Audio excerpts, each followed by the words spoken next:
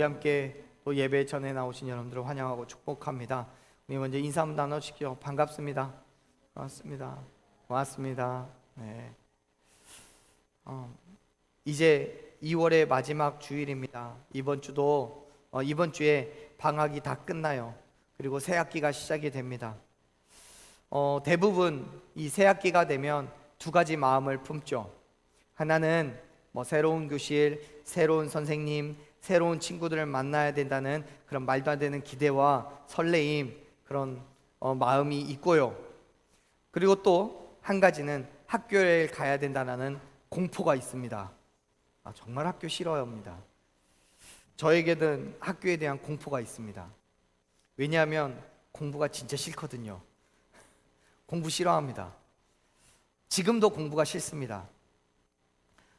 대학원을 가려고 준비를 하고 학교를 공부를 좀 더 해야 되겠다는 마음은 있으나 실제로 실천에 옮기기는 어렵습니다.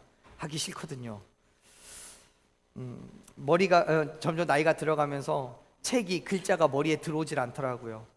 눈도 더 점점 나빠지는 것 같고 심리적인 요인인지 모르겠지만 글자가 안 보입니다. 그래서 공부가 안 됩니다. 책이 안 읽어지더라고요. 그런데 저의 아내는 매우 똑똑한 사람입니다. 학교 다닐 때 공부를 정말 잘했다고 합니다. 저는 본 적이 없어서 모르겠습니다. 그래서 제가 별로 안 좋아해요. 공부 잘하는 사람들 정이 안 가요. 좋아해 보려고 얼마나 노력했는지 모르겠습니다. 정말 공부 잘하는 사람 싫습니다.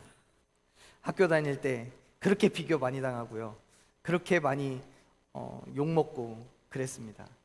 보이기에는 똑똑해 보이지만 여러분 속고 계시는 거예요. 어쨌든 이제는 별 수 없이 시간이 지났으니까 이 땅의 모든 학생들은요, 이번 주에 개학을 하고 학교에 갑니다. 새 학기가 시작되는 거예요. 어떤 아이는 학교가 기대가 되고 빨리 학교 가고 싶고 그러겠죠. 근데 어떤 아이는 방학이 끝나는 것이 싫고 학교에 가는 것보다는 집에 있는 것이 더 좋다고 할 수도 있을 거예요. 아이를 키우고 또 양육을 하다 보니까 한 가지 알게 되는 사실이 있더라고요. 아이들은 공부하는 것을 좋아하거나 싫어하는 것을 어느 부분은 선생님의 역할이 크다는 걸 알게 됐습니다. 어마어마한 지식을 가지고 있는 선생님보다 잘 가르쳐 줄 수 있는 선생님, 학업에 흥미를 갖게 하는 선생님이 좋은 선생님이더라고요. 그런 사실을 깨달았어요. 그런 선생님을 만나게 되면 아이가 스스로 공부하더라고요. 공부할 이유를 알게 되고 공부의 의미를 깨닫게 돼요. 그러한 의미에서요, 좋은 선생님을 만난다는 건 정말 중요한 의미가 있는 것 같아요. 저도 그 사실을 미리 알았더라면 학교가 공포스럽진 않았을 텐데 그런 생각을 합니다. 더불어 학교가 그렇듯이 교회도 그런 것 같더라고요. 좋은 목사님을 만나야, 또 좋은 동역자를 만나야 정말 신앙생활이 좋아지는 것 같고 흥미를 느끼게 되는 것 같아요. 그러한 의미에서 저도 좋은 목회자가 되기 위해서 노력합니다. 저는 노력합니다. 여러분은 어떠신지 모르겠지만 저는 합니다.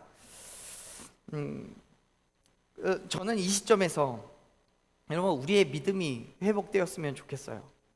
단순하게 믿는 척만 하는 것이 아니라 정말 예수 그리스도를 좋은 선생님으로 우리가 만나서, 좋은 예수님으로 우리가 만나서 이 땅에 주님이 다시 오실 때를 준비했으면 좋겠습니다. 그리스도인으로서의 성공이라는 건 결국 예수님을 만나고 천국에 가는 거잖아요. 오늘 오전에도 아침 일찍에도 주일학교 예배를 드리면서 그렇게 질문했어요. 어제 주일학교 청소년부 예배를 하면서 그렇게 질문했어요. 교회 나오는 이유가 뭐냐? 예수 믿는 이유가 뭐냐? 정답은 그거예요. 천국 가려고요. 이 땅에서의 삶이요? 물론 중요하죠. 이 땅에서 우리가 성공하는 거요? 중요하죠. 잘 먹고 잘 사는 거 중요합니다. 하지만 우리의 인생에 있어서 가장 중요한 거, 그것보다 훨씬 더 중요한 것이 있다라고 한다면 천국 가는 거예요. 동의하십니까? 예수님께서 이 땅에 언젠지 모르겠지만 다시 오실 그때에 우리가 예수님 만나는 것, 그것보다 더 중요한 건 없습니다. 그렇기 때문에 그리스도인으로서의 성공은 이 땅에서 잘 먹고 잘 사는 것, 네, 그것도 성공이지만 무엇보다도 예수님 만나는 것이 저와 여러분에게 있어서 진정한 성공인 줄로 믿습니다. 가식적인 믿음이 아니라 정말 예수님을 만나고 말씀에 절대적인 순종의 삶을 살아가는 것, 그것이 저와 여러분이 살아가야 될 믿음의 삶인 줄로 확신합니다. 우리의 믿음을 다시 한번 점검해 보십시오. 그리고 회복되십시오. 온전한 그리스도인 된 삶을, 이 땅에서 하나님의 백성 된 그 결연한 삶을 다시 한번 시작하시기를 간절히 축원합니다. 여러분, 예수님을 만난다는 건 정말 큰 의미가 있습니다. 단순하게 얼굴을 마주 대한다는 것뿐만 아니라 그보다 훨씬 더 큰 의미가 있어요. 왜냐하면 예수님을 만남으로 인해서 우리가 구원을 얻었냐 그렇지 않느냐가 결정되기 때문에 그래요.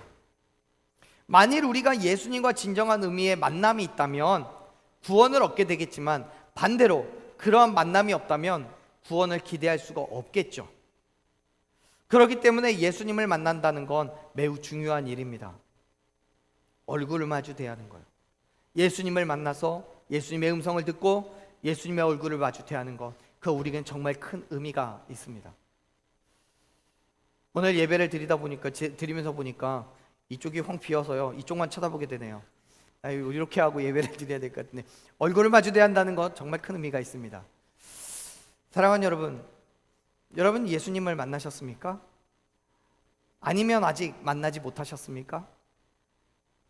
예수님께서는요, 우리가 알거나 모르거나 우리 앞에 이미 오셔서 우리를 만나 주시려고 기대하고 계십니다. 모든 준비를 다 하고 계셔요. 요한계시록 3장을 보면 3장 20절에서 우리에게 그렇게 말씀하시잖아요. 내가 문 밖에 서서 두드리노니 누구든지 내 음성을 듣고 문을 열면 내가 그에게로 들어가 그와 더불어 먹고 그는 나와 더불어 먹을 것이라고. 여러분, 예수님은 이미 우리의 문을 두드리고 계세요. 그러면 우리는 그 문을 열어야죠. 그 문을 열고 예수님을 만나십시오. 예수님의 얼굴을 마주 대하십시오. 우리가 문을 열어놓는다면 얼마든지 예수님은 우리를 만나 주시고 우리에게 놀라우신 하나님의 은혜를 부어주실 줄로 믿습니다. 예수님은 만나기 어려운 분이 아니에요. 우상을 섬기듯이 많은 고행을 통해서, 또는 많은 물질을 들여서, 또는 공부를 많이 해서 지식이 있어야만 만날 수 있는 게 아니에요. 예수님은 우리가 원한다면 얼마든지 쉽게 만날 수 있습니다. 오히려 우리를 찾아오신 예수님을 거부하고 모른 척하는 경우가 혹시 더 많지는 않나 한번 생각해 봅니다. 왜냐하면요, 우리가 복음을 전해도 듣기를 거부하거나 혹은 들어도 믿지 않는 사람들이 많잖아요. 그건 지금만 그런 거 아니에요. 이전에도 그랬어요. 예수님이 사역하시던 때에도 동일한 일들이, 그런 일들이 있었단 말이에요. 보세요. 예수님께서 폭풍우가 치는 갈릴리 바다를 잠잠케 하신 이후에 예수님 제자들이 탄 배는 거라사인이라는 그 땅에 도착합니다. 거라사인들이 거하는 그 땅에 도착해요. 갈릴리 호수에서 남동쪽에 위치한 그런 데가볼리 땅 성읍 중에 하나인데요, 그곳엔 한 귀신 들린 사람이 있었어요. 이 사람은요, 옷도 입지 않고요, 집이 아니라 무덤 사이에서 지냈어요. 옷을 다 벗고 무덤 사이에서 지내는 사람, 누가 봐도 귀신 들린 사람, 정신 나간 사람이에요. 그 사람이 예수님께서 오시는 것을 보니까 어떻게 반응을 하는지 아세요? 한번 말씀을 한번 볼까요? 우리가 같이 읽은 말씀은 아니지만 28절 말씀을 보면 그렇게 기록하고 있어요. 28절 말씀을 한번 같이 읽어봅시다. 우리 성경에 있는 누가복음 8장 28절 읽습니다. 예수를 보고 부르짖어 그 앞에 엎드려 큰 소리로 불러 이르되 지극히 높으신 하나님의 아들 예수여, 당신이 나와 무슨 상관이 있나이까? 당신께 구하노니 나를 괴롭게 하지 마옵소서 하니. 귀신 들린 이 사람은요, 예수님을 보자마자 뭐라고 불러요? 부르짖으며 그 앞에 엎드려요. 큰 소리로 얘기해요. 지극히 높으신 하나님의 아들 예수라고요. 사랑하는 여러분, 지금 이 사람은 귀신 들린 사람이에요. 미친 사람이에요. 정신 나갔어요. 제대로 된 이성적인 판단을 할 수가 없는 사람이에요. 더군다나 이 사람이 얼마나 강력한 힘을 지녔는지, 어떤 사람이라도 이 귀신 들린 사람을 제압할 수가 없었어요. 29절 말씀을 보면 그렇게 표현하죠. 귀신이 그 사람을 붙잡아서 그를 메어놓고 있었던 쇠사슬도 그냥 끊어버렸다고요. 그렇습니다. 이 사람은요, 누구도 제압할 수 없었고 귀신 또한 누구에게든 제압당할 생각이 없었어요. 그렇기 때문에 이 사람은 정말 말 그대로 자기 마음대로 살아요. 자기 속에는 옳은 대로. 얼마나 자기 마음대로 살고 있는지 옷도 다 벗어버렸잖아요. 보든지 말든지. 그리고 무덤 가운데 살아요. 하나도 안 무서운 거예요. 귀신에 이끌려서요. 그런데 28절 말씀을 보면 이 사람이 예수님을 보고 어떻게 반응해요? 그 앞에 엎드렸어요. 굴복했어요. 이 사람이요, 왜 그렇게 했을까요? 어떻게 귀신은 예수님 앞에 굴복하게 됐습니까? 말씀은요, 말씀에서 귀신은 예수님을 그렇게 표현하잖아요. 지극히 높으신 하나님의 아들이라고요. 예수님이 하나님의 아들이신 거를 귀신이 알았다고요, 몰랐다고요? 1번 알았다, 2번 몰랐다. 정답은 무조건 1번입니다. 1번 알았다, 2번 몰랐다. 정답을 가르쳐줘도 대답을 안 하시네. 귀신이 알았던 거예요. 알한 거예요.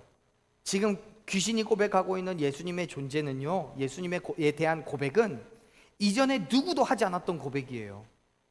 다시 말해서 지금까지는 그 누구도 예수님에 대해서 하나님의 아들이라고 알지 못했다는 거예요. 고백한 적이 없어요. 지금 귀신이 예수님을 향해서 말하고 있는 거예요. 당신은 하나님의 아들입니다라고요. 그런데 한 가지 의아한 것, 질문의 거리는 뭐냐면 어떻게 예수님을 향해 그렇게 말할 수 있었냐는 거예요. 누가요? 귀신이요. 여러분, 지금 귀신이 예수님 앞에 엎드렸다고 해서 우리가 믿고 있는 것처럼 예수님께 대한 확신을 가지고 예수님이 하나님의 아들이라고 믿고 하나님의 아들이기 때문에 당신 앞에 굴복합니다라고 고백하는 게 아니에요. 귀신은 단지 영이기 때문에, 영적인 존재이기 때문에 예수님의 존재에 대해서 이미 알고 있는 것 뿐이에요. 그렇기 때문에 예수님 앞에 엎드렸다는 건 예수님에 대한 경배의 행위가 아니라 단순히 예수님의 능력과 그의 권세 앞에 굴복한 거예요. 경배를 드린 게 아니라고요. 그렇다면 그것으로, 그러한 그의 행함으로 구원을 얻을 수가 있어요, 없어요? 구원은 없어요. 말 그대로 귀신은 아는 거예요. 예수님이 하나님의 아들이라는 걸 아는 거예요. 생각해 봅시다. 이렇게 예를 들어 볼게요. 우리는 지금 대한민국 국적을 가지고 있고 대한민국 사람입니다. 그렇다면 우리를 통치자는 대통령이지요. 미국의 통치자는 누구예요? 미국의 대통령입니다. 미국의 대통령이 우리나라에 와서 우리가 그에게 인사한다고 해서 우리가 그의 백성이 될 수 있습니까? 그의 국민이 될 수 있습니까? 아니에요. 그런 거예요. 귀신은 예수님 앞에 엎드렸지만 결코 하나님의 백성이 될 수 없습니다. 왜요? 귀신은 아는 것뿐이니까요. 예수님 앞에 굴복하여서 예수님을 경배할 생각이 없으니까요. 오히려 예수님의 반대편에 서서 예수님의 사역을 방해하고 구원을 받으려는 사람들을 유혹합니다. 그것이 본질적으로 귀신이 하는 역할이에요. 사랑하는 여러분, 여러분은 예수님을 누구라고 믿고 계십니까? 여러분이 믿는 예수님은 어떤 분이십니까? 그리고 그분 앞에 정말 우리의 삶을 다 내어드려서 경배하고 영광을 올려드릴 준비가 되어 계십니까? 아니면 우리의 머리로만 알고 계시는 겁니까? 귀신도 예수님이 누군지는 압니다. 귀신도 예수님 앞에 엎드립니다. 물론 그러한 행함의 의미는 오늘날 저와 여러분이 해야 될 것과 완전히 다릅니다. 하지만 그렇다고 해서 귀신이 거짓말하고 있는 건 아니잖아요. 다른 사람들을 속이기 위해서 예수님을 향해서 하나님의 아들이라고 고백하고 있는 건 아니잖아요. 다시 말해서 예수님이 귀신이 고백하는 것처럼 예수님이 지극히 높으신 하나님의 아들이신 것은 분명하다는 거예요. 그렇기 때문에 사랑하는 여러분, 예수님 앞에 굴복하십시오. 예수님이 하나님의 아들이라는 걸 확신하고 그 앞에 엎드려서 경배와 찬양을 드리는 저와 여러분들에게 간절히 축원합니다. 우리의 머리로만 하는 게 아니라 우리의 삶의 전체에서 우리의 몸과 영혼을 다하여서 예수님께 경배와 찬양을 드리고 예수님께 진정한 의미에서 굴복하는 저와 여러분 되기를 간절히 축원합니다. 그렇습니다. 귀신도 예수님이 하나님의 아들이라는 사실을 알고 있고 또 예수님께서 무슨 일을 하실 수 있는지를 알았기 때문에 자기를 괴롭게 하지 말라고 요청합니다. 하지만 예수님은 귀신에게서 나오라고 얘기하시죠. 그리고 귀신은 그 사람의 몸에서 나와서 근처에 있던 돼지떼에게로 들어갑니다. 이러한 사건이 벌어지는 거예요. 우리가 읽었던 말씀인데요, 32절 말씀 같이 읽어봅니다. 읽습니다. 마침 그곳에 많은 돼지떼가 산에서 먹고 있는지라 귀신들이 그 돼지에게로 들어가게 허락하심을 간구하니 이에 허락하시니 33절 귀신들이 그 사람에게서 나와 돼지에게로 들어가니 그 떼가 비탈로 내리달아 호수에 들어가 몰살하거늘. 아멘. 여러분, 이렇게 예수님은 귀신 들린 자에게서부터 귀신이 나오게 하여서 그 사람을 치유해 주셨어요. 회복시켰어요. 물론 그 과정에서 많은 돼지떼가 호수에 빠져 죽는 사건이 벌어졌지만 그거보다 훨씬 중요한 사람이 죽지 않았기 때문에 잘 해결된 사건입니다. 그런데 여기에서 의외의 변수가 생겼어요. 예수님과 귀신 들린 자의 이 싸움을 지켜본 사람이 있었습니다. 이 사람들은 모든 상황을 지켜본 후에 이렇게 반응을 해요.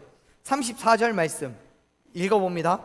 치던 자들이 그 이루어진 일을 보고 도망하여 성내 마을과 알리니. 아멘. 여기서 이 치던 사람들은 누구입니까? 32절에 있는 그 많은 돼지떼들을 치던 그 목자들이죠.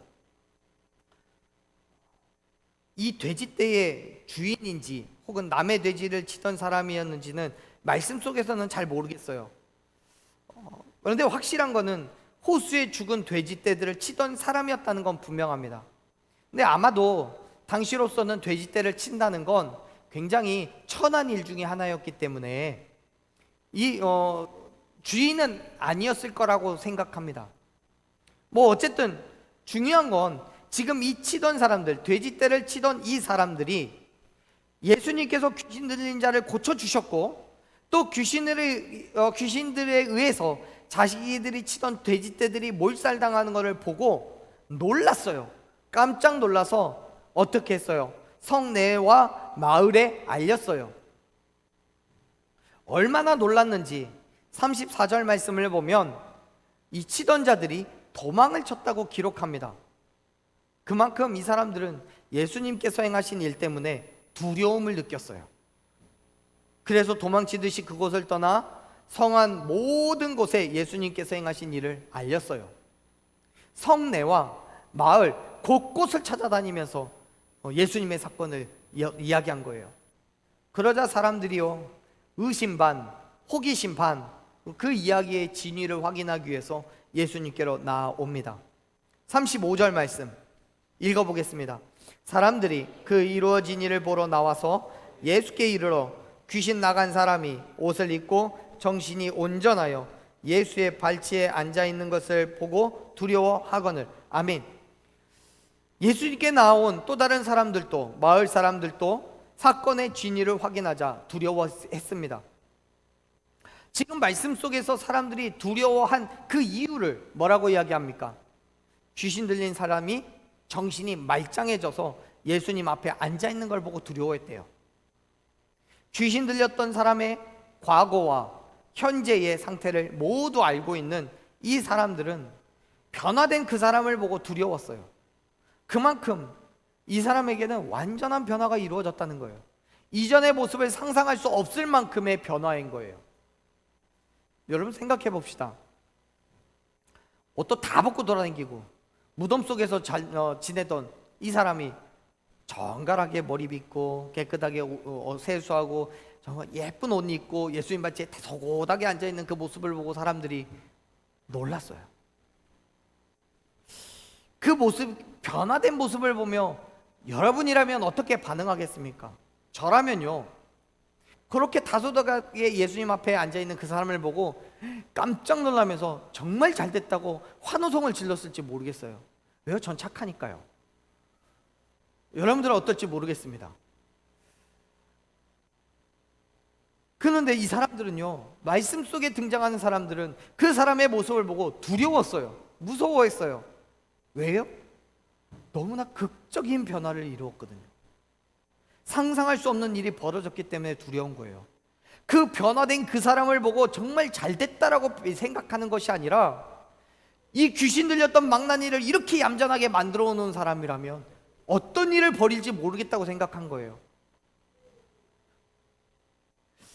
그런데 여러분, 지금 이 사람들은요, 예수님을 만났어요.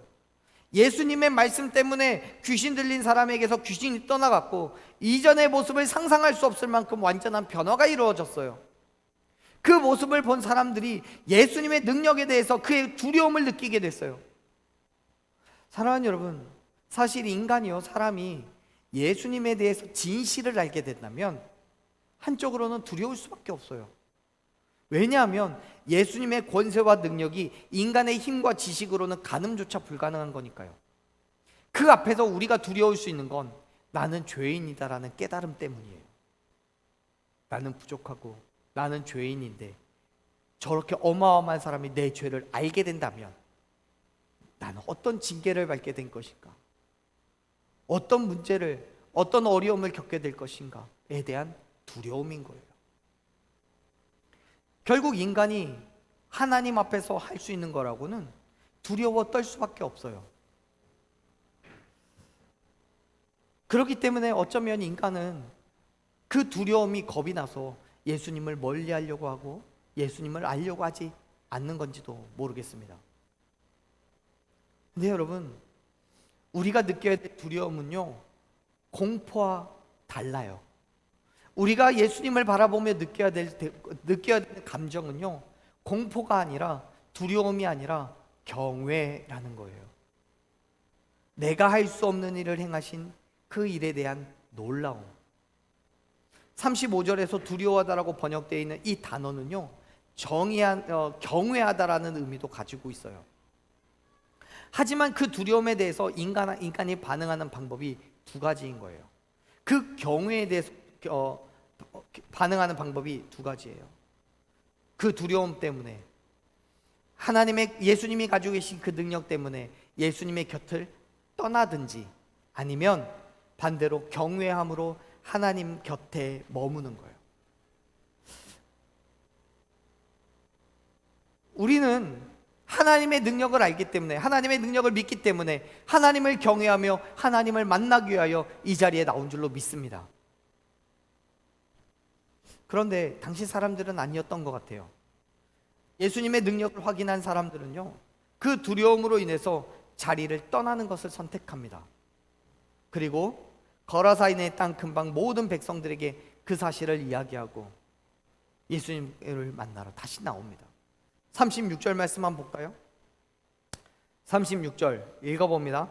귀신 들렸던 자가 어떻게 구원받았는지를 본 자들이 그들에게 이르매, 37절, 거라사인의 땅 근방 모든 백성이 크게 두려워하여 예수께 떠나가시기를 구하더라. 예수께서 배에 올라 돌아가실세. 아멘. 깜짝 놀라서 사건이 일어난 그곳으로 몰려온 거라사인 땅 근방 모든 백성들은 예수님께서 행하신 그 일을 확인하고 크게 두려워하며 예수님께 요청하고 간구해요. 무엇을요? 어떻게요? 뭐라고 얘기를 해요? 여기에서부터 떠나시라고요. 생각해 보세요. 보통의 경우라면, 저라면 나보다 능력이 있고 힘이 있는 사람, 귀신을 쫓아낼 수 있는 능력이 있고 나의 모든 죄로부터 나를 구원해 줄 수 있는 사람을 만난다면 나는 어떻게 할 거예요? 여러분은 어떻게 하실 겁니까? 우리는 그 사람과 친하게 지내려고 노력할 거예요. 그런데 이 사람은 예수님께 떠나달라고 말해요. 왜요? 두려워서요. 자기의 소유가 또 사라지게 될까 봐서요. 무슨 말입니까? 예수님께서 귀신을 쫓아낸다고 누구인 건지는 모르겠지만 많은 돼지떼가 몰살했어요. 물론 귀신을 쫓아냈다는 긍정적인 부분이 있지만 사람들에게는 자기들의 소유를 지키는 게 더 중요했어요. 그래서 예수님께 다른 곳으로 가라는 거예요.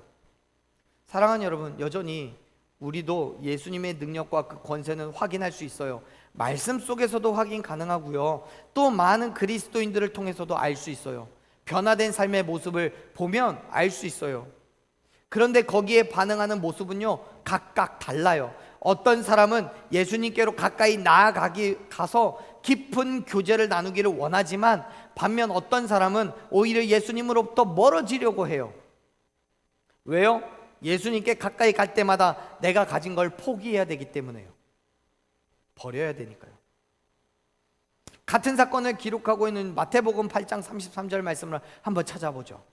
마태복음 33장 말씀, 8장 33절 말씀을 보면, 돼지를 치던 목자들이요, 마을로 들어가서 돼지떼가 다 죽었다고 합니다. 이 모든 일과 귀신 들린 자의 일을 이야기했어요. 그러자 그 이야기를 들은 사람이 나와서 왜 죽었냐고 물어요. 그때야 비로소 귀신 들린 자의 일을 말한 거예요. 무슨 말입니까? 지금 사람들의 관심을 끌고 있는 건 예수님께서 귀신을 쫓으셨던 것보다는 오히려 돼지떼가 어떻게 되었는지가 관심의 대상인 거예요. 그 뒤가 귀신 들린 사람이에요. 결국 우리가 읽었던 말씀 누가복음 8장 37절에서 사람들이 예수님께서 떠나실 것을 요청한 것은 그들의 눈에 예수님의 능력이 보인 게 아니라 호수에 빠진 그 돼지들이 보인 거예요. 예수님께서 행하신 것에 관심이 있는 게 아니라 예수님 때문에 그들의 재산인 돼지들이 몰살당한 것에 더 큰 관심이 있는 거예요. 예수님께서 우리들과 함께 더 오래 계신다면 또 어떤 것이 없어질지 모르겠는 거죠. 그래서 예수님 앞으로 나아가기보다는 오히려 예수님께서 우리의 곁을 떠나시라고 요청하고 있는 거예요. 사랑하는 여러분, 예수님께서 저와 여러분에게 보이신 그 능력과 그 권세, 여러분 알고 계십니까? 예수님께서 우리에게 행하신 그 일들, 여러분 기억하십니까? 이전에 내가 예수님을 믿고 난 그 이후에, 혹은 지금 이 시간, 혹은 이 이후에 우리에게 일어날 그 모든 일들, 그 일들을 통해서 여러분들은 어떻게 반응하십니까? 예수님 앞으로 더 가까이 나아가기를 원하십니까? 아니면 내 것을 지키기 위해서 예수님을 모른 척 하십니까? 예수님을 만난다면 내가 그동안 세상 가운데 있었던 그 모든 즐거움들 포기해야 되니까, 예수님을 만난다면 물질의 즐거움, 삶의 유익들을 다 내려놓아야 되니까, 예수님을 만난다면 편하게 쉬어야 될 이 시간에 주님 앞에 나와서 예배 드려야 되니까, 예수님을 만나기를 미뤄둔다거나 아니면 만나고 싶어 하지 않는다거나, 그렇지 않으십니까? 그리스도인 된 삶을 여러분 결단하신다면 예수 그리스도의 죽으심과 부활하심을 분명하게 믿고 그 믿음으로 나아가는 그 길에 사랑하는 여러분 분명하게 서 계시기를 소망합니다. 예수님께서는 여전히 저와 여러분 가운데 함께하고 계시며 귀신 들린 자를 말씀으로 고치셨듯이 저와 여러분의 병든 몸과 우리의 아픈 영혼을 고치시고 회복시켜 주실 줄로 믿습니다. 우리의 모든 근심과 걱정의 거리들을 예수 그리스도께서 다 해결하여 주시고 우리의 모든 사단마귀의 권세로부터 저와 여러분을 지키시고 보호하여 주실 줄로 믿습니다. 그러한 예수님의 능력 앞에 끊임없이 굴복하며 예수님께서 어떤 일을 행하셨는지 담대하게 선포하는 저와 여러분 되시기를 간절히 축원합니다. 예수님을 믿기 때문에 세상의 많은 것들을 포기해야 되지만 그럼에도 불구하고 예수님을 만나십시오. 왜요? 예수님을 만났을 때 우리에게 있는 모든 귀신이 떠나가기 때문에요. 예수님을 만났을 때 우리의 모든 아픔과 질병이 회복될 수 있기 때문에요. 예수님을 만났을 때 아무것도 아니었던 우리의 인생이 기쁨과 위로와 평안과 만족으로 꽉 채워지게 될 것이기 때문에요. 믿으시길 바랍니다. 지금 거라사 지역의 백성들은 어떻습니까? 예수님의 능력과 예수님의 권세를 그의 눈으로 확인했지만, 예수님께서 귀신을 쫓아내시고 귀신 들린 자를 회복시켰지만, 그럼에도 불구하고 예수님 때문에 돼지떼가 죽었다는 그 경제적인 손실 때문에 그리고 또 그들이 얻게 될 줄 모르는 손해 때문에 예수님을 떠나달라고 요청해요. 사랑하는 여러분, 여전히 많은 사람들이요, 예수님 때문에 손해보는 걸 두려워해요. 그래서 예수님을 만나려고 하지 않아요. 물론 성경에서는요, 이 사람들과 다른 반응을 보인 사람들도 있어요. 요한복음 4장을 보면 예수님께서 우물가에서 앉아 계실 때 만난 사마리아 여인이 있습니다. 이 사마리아 여인은 예수님과의 대화 끝에 예수님이 하나님의 아들이시라는 걸 깨달았어요. 그리고 예수님을 믿음으로 구원함을 얻었어요. 물론 문제는 그 뒤에요. 사마리아 여인이 마을로 돌아갔어요. 그리고 예수님에 대해서 증언합니다. 그때 마을 사람들이 어떻게 반응합니까? 39절 말씀을 보면 많은 사람들이, 사마리아 사람들이요, 예수님을 믿었어요. 사마리아 여인이 마을에 가서 예수님이 행하신 일, 그리고 내가 경험한 그 일들, 그 기적과 같은 일들을 이야기했어요. 그러자 사마리아인들이 믿어요, 예수님을. 여인의 말을 듣기만 했는데도 예수님을 믿어요. 그리고 40절 말씀을 보면 뭐라고 얘기해요? 40절 말씀 한번 읽어볼까요? 사마리아인들이 예수께 와서 자기들과 함께 유하시기를 청하니, 그 자기들과 함께 있어 달라고 요청한 거예요. 지금 이 사건과 우리가 읽은 누가복음 8장의 사건, 그 돼지떼의 사건을 비교해 보면 결과가 완전히 다르죠. 귀신을 떠나가고 돼지떼가 몰살한 사건을 통해서는 오히려 예수님을 떠나달라고 요청하지만, 사마리아 여인이 전한 그 예수님의 말씀을 듣고 구원을 얻은 사람들이 생겨나요. 사랑하는 여러분, 우리는 예수님에 대해서 어떻게 반응하고 있습니까?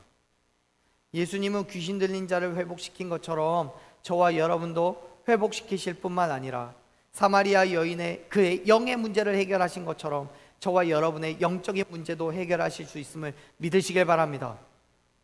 그 믿음으로 예수님께 나아가는 거예요. 예수 그리스도의 그 능력과 권세 앞에 굴복하고 그 앞에 엎드려 예수님을 찬양과 경배를 드리는 저와 여러분이 되시기를 간절히 축원합니다. 그럴 때마다 세상은 여전히 우리를 유혹하고 시험에 들게 해서 유익과 만족을 포기하게 합니다. 그럼에도 불구하고 여러분, 믿음으로 결단하십시오. 결단하십시오. 기꺼이 예수님께서 우리에게 행하신 일을 우리의 미술로 선포하십시오. 그것이 예수님을 영접한 사람들이 하는 일이에요. 보세요. 예수님께서 회복시켜주신 그 귀신 들린 사람이요, 거라사인들의 요청에 의해서 그곳을 떠나시는 예수님께 나아가 함께 있게 해달라고 요청합니다. 그러자 예수님이 이렇게 말씀을 하셨어요. 우리 마지막 말씀 39절 말씀 같이 읽어보겠습니다. 읽습니다. 집으로 돌아가 하나님이 내게 어떻게 큰 일을 행하셨는지를 말하라 하시니 그가 가서 예수께서 전파하니라. 아멘. 예수님께서는 이제 귀신 들렸던 삶에서 완전히 돌이켜 그의 가족에게로 돌아가라라고 말씀하셨어요. 그리고 그와 더불어 하나님께서 행하신 일을 선포하라고 말씀하셔요. 무슨 말입니까? 그에게 일어난 일을 증거하라는 거예요. 사랑하는 여러분, 우리가 예수 그리스도를 영접하고 진짜 그리스도인이 되었다면 여러분 두려워하지 말고 선포하십시오. 저와 여러분의 입술로 또 우리의 삶의 모습으로 예수님이 살아계신다는 것을 증거하십시오. 우리에게 일어난 믿을 수 없는 일들이 기꺼이 드러나야 돼요. 왜요? 예수님께서 행하신 그 일은 내가 할 수 없는 일이니까요. 그리고 그 일로 인해서 내 삶이 바뀌었으니까요. 변화되었으니까요. 사랑하는 여러분, 예수님은 지금도 저와 여러분의 마음의 문을 두드리시며 열어달라고 말씀하십니다. 우리에게 만나자고 부르시는 거예요. 그 부르심에 여러분 뒤돌아서지 말고 거부하지 말고 그 부르심에 응답하여서 여러분의 마음의 문을 활짝 열고 예수님을 맞이하십시오. 예수님을 만나십시오. 지금도 이곳에 임재하신 예수님, 우리에게 오라고, 나를 만나달라고 말씀하고 계시는 그 예수님의 음성에 귀를 기울이십시오. 그렇게 예수님을 만났을 때 우리의 삶의 모든 문제가 다 해결될 줄로 믿습니다. 우리의 삶이 이전과는 완전히 다른 변화된 삶으로 살아가게 될 줄로 믿습니다. 그리고 그 삶은 우리 안에서만 끝나는 것이 아닙니다. 나를 통해서 온 땅 가운데 선포되어지고 드러나고 예수 그리스도의 역사하심이 증거되어야 함을 여러분 믿으시길 바랍니다. 사랑하는 여러분, 예수님 만나십시오. 그리고 그 예수님을 증거하십시오. 저와 여러분이 예수님께 굴복하고 온전한 그리스도인 된 삶을 살아가며 온 땅에 예수님께서 살아계심을 선포하는 삶으로 나아가는 저와 여러분 되기를 간절히 축원합니다. 아멘. 사랑하는 여러분, 우리 이 시간 함께 찬양으로 결단하며 나아갈 텐데요, 여러분 예수님 앞으로 나아가십시오. 그리고 돌아서지 마십시오. 예수님은 절대로 우리에게 두려움과 공포를 주시는 분이 아닙니다. 비록 우리가 예수님을 만나서 우리의 삶에 모두 유익이었던 것을 내어놓고 버려야 된다고 할지라도 그것이 우리에게 불평이 되고 불만이 될 수 없습니다. 그것이 우리에게 공포가 되고 두려움이 될 수 없습니다. 그것은 오히려 저와 여러분을 은혜의 길로 이끄는, 오직 주님만 바라보게 하는 하나님의 은혜가 될 줄로 믿습니다. 예수님 앞으로 나아가십시오. 그리고 요청하십시오.